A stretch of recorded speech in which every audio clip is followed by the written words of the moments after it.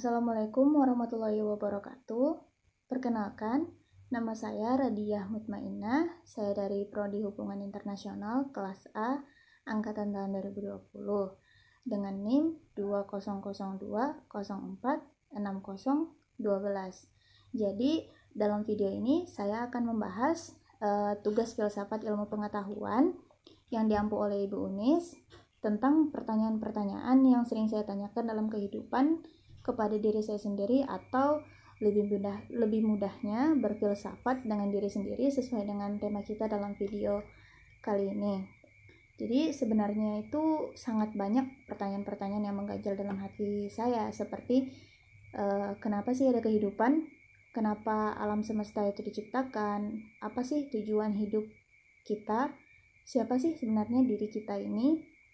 Kemudian, apakah semua hal yang kita yakini saat ini itu benar atau hanya asumsi atau opini belaka?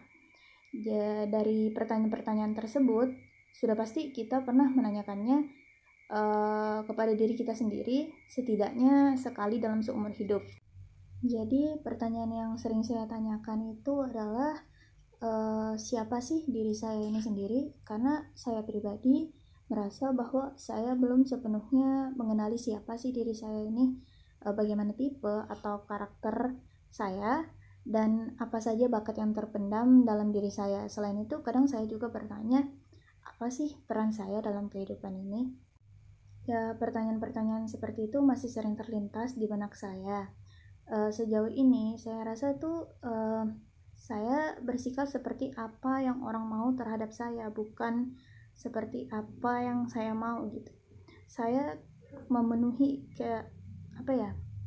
bahasanya saya memenuhi keinginan orang lain terhadap saya.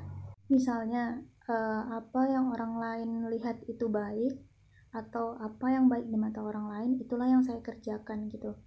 Saya tidak berusaha untuk tidak berusaha untuk menjadi diri saya sendiri. Seperti apa sih keinginan saya yang sebenarnya? Walaupun kita sudah mencapai usia yang dewasa, mungkin ada beberapa orang yang seperti saya yang masih bingung apa sih tujuan hidup kita, kayak apa sih yang ingin kita lakukan di dalam kehidupan kita. Jadi setiap orang tuh kan pasti punya impian dan tujuan dalam hidupnya. Misalnya bahagia, yang paling utama adalah bahagia.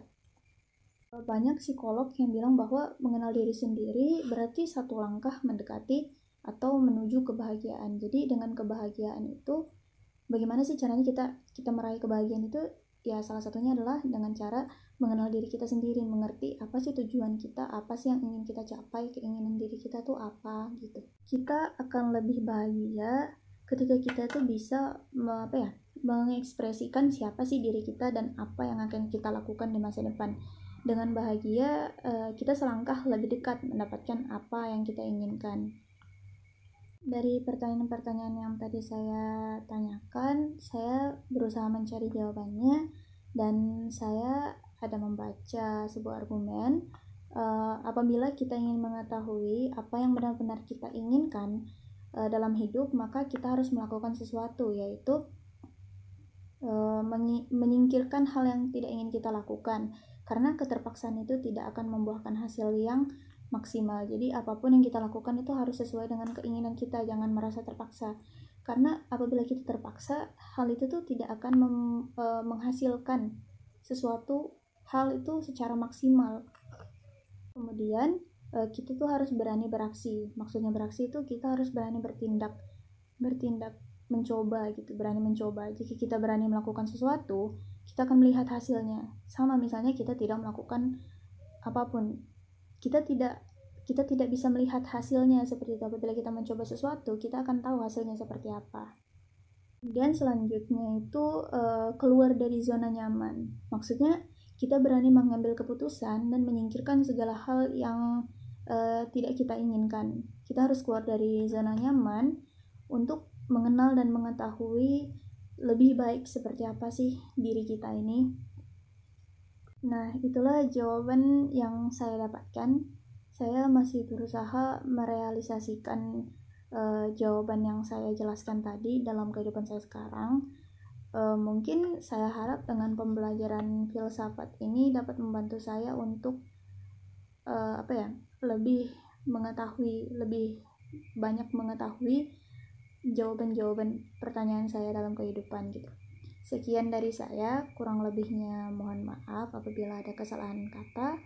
Assalamualaikum warahmatullahi wabarakatuh.